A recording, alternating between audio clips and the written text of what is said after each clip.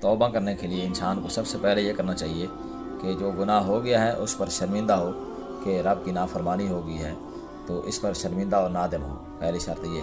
اور دوسری شرط یہ بھی ہے کہ آئندہ عزم کرے کہ آئندہ یہ گناہ کبھی نہیں کروں گا۔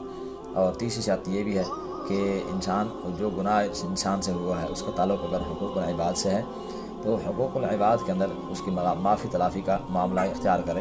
اور کیونکہ اگر جب تک صاحب حق معاف نہیں کرے گا تو اس وقت تک یہ چیز معاف نہیں ہوتی۔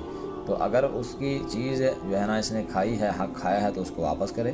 اگر واپس نہیں کر سکتا، اس کے اندر اتنی ہمت نہیں ہے، پیسہ اس کے پاس نہیں ہے، تو اسے جا کر معافی مانگے۔ اگر وہ معاف کر دیتا ہے تو پھر معاف ہو جائے گا۔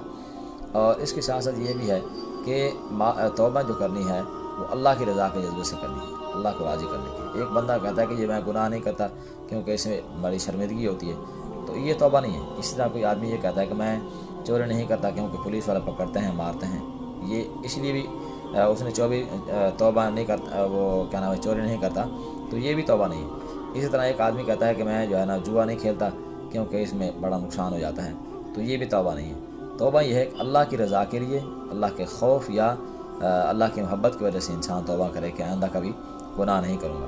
اور توبہ کے لیے یہ بھی ضروری ہے کہ تائب آدمی جو توبہ کرنے والا ہے برے دوستوں کی صحبت کو چھوڑ دے۔ امام غزالی رحمۃ اللہ علیہ فرماتے ہیں کہ یار بد مار بد سے بدتر ہے، یعنی برا دوست زہریلے سانپ سے بھی بدتر ہے۔ زہریلا سانپ ڈسے گا، اس کی جان کا نقصان ہو جائے گا، اور جو برے دوست ہوتے ہیں وہ بسا اوقات انسان کے ایمان کا نقصان کر جاتے ہیں۔